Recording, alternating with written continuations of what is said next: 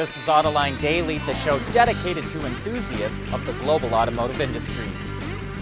Automakers are still struggling with that chip shortage, but help is on the way. Bosch is getting ready to open a new semiconductor factory in Dresden, Germany that's fully automated. It's currently pre-producing wafers and will go into full production later this year. Bosch is investing around 1 billion euros into the facility to produce 300 millimeter or about 12-inch wafers, which will be used for DC to DC converters in electric and hybrid vehicles, plus other applications. And South Korea is exempting people who work in chip production from 2-week COVID quarantines, and it's prioritizing them for vaccinations. While Hyundai did a good job of stockpiling chips and has been able to keep its factories in the country running, it's starting to feel the crunch from the shortage. Yesterday, a union official told Reuters that overtime of less popular models had stopped and that production schedules were being changed from week to week. LG is looking at potential production sites in the US and Europe to build more advanced 4680 battery cells for Tesla starting in 2023, Reuters reports. The two companies haven't signed a deal yet, but LG is producing samples of the cells and, according to sources, is facing technological hurdles and issues trying to scale up production. Tesla will also build the cells, but it needs more supply in order to hit its production targets.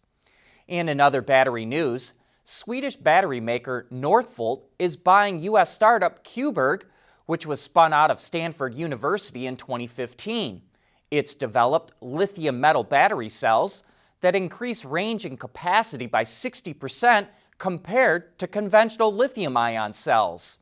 Cuberg already counts Boeing as one of its customers, while Northvolt plans to use the cells for electric vehicles. Buy on the dip, they tell you, and that's just what investors did.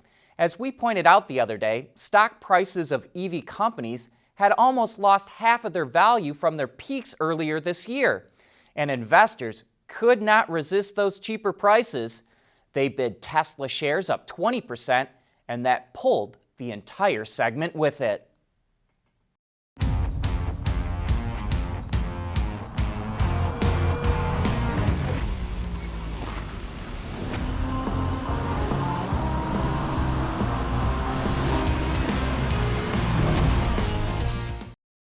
We want to know what drives your testing. OTA, connected car, diagnostics, remote testing. Intrepid Control Systems is here to help you work from anywhere. Intrepid Control Systems, driven by your data.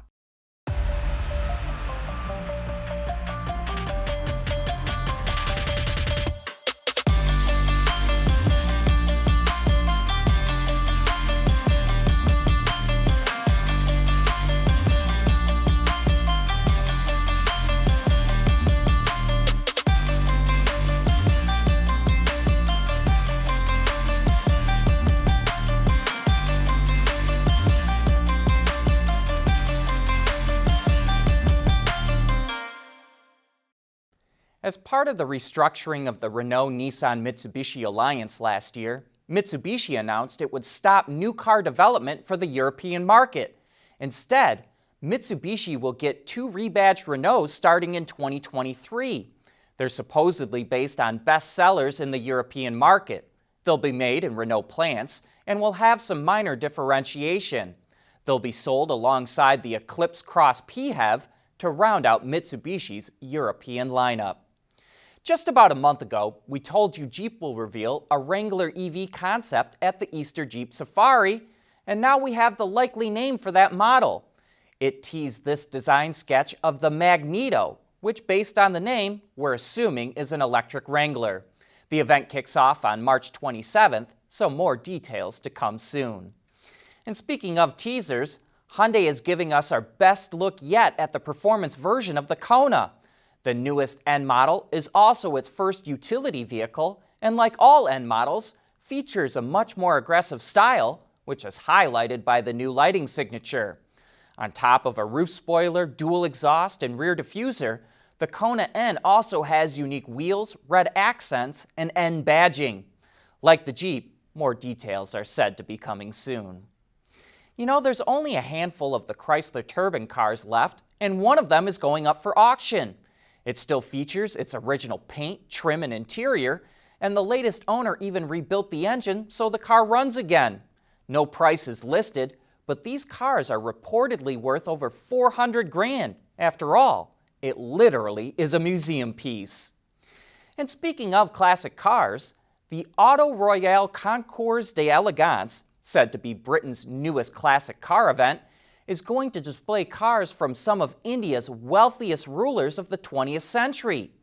These rulers would compete with each other to get the finest automobiles.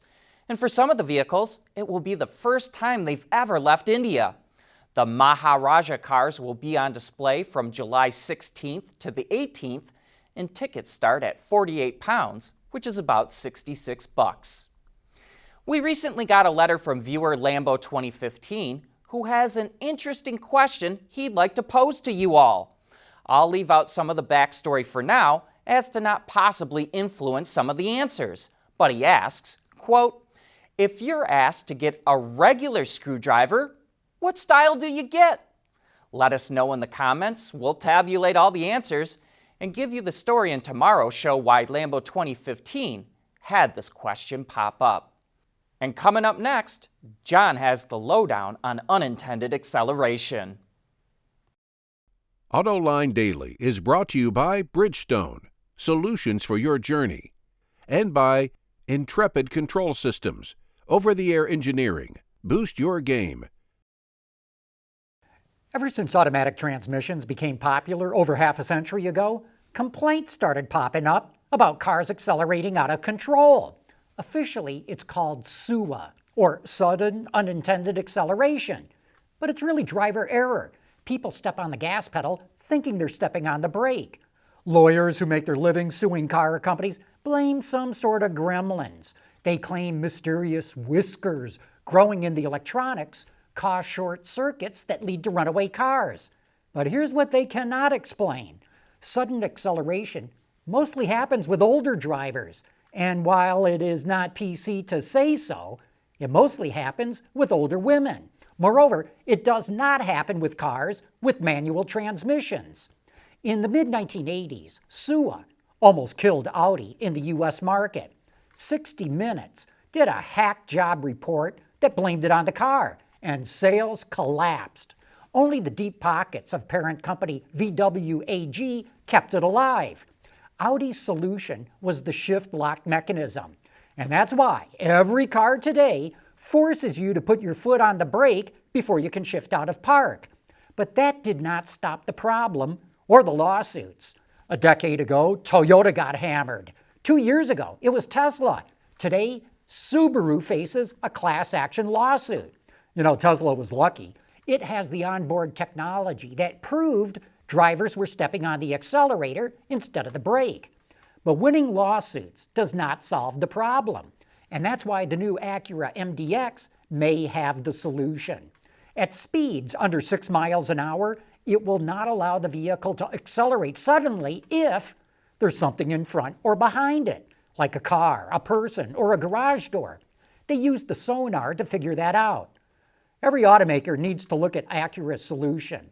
Acura calls it collision mitigation throttle control. That is a mouthful, but it could save lives and stop the lawsuits. Hey, before we wrap up, a reminder about Autoline After Hours tomorrow. We'll have Mike O'Brien, former product planning guru at Hyundai and Toyota. And we'll be talking about how automakers do product planning and where there are opportunities to go after. So join me and Gary for some of the best insights into how the auto industry works. And that's it for today. We'll be back again tomorrow.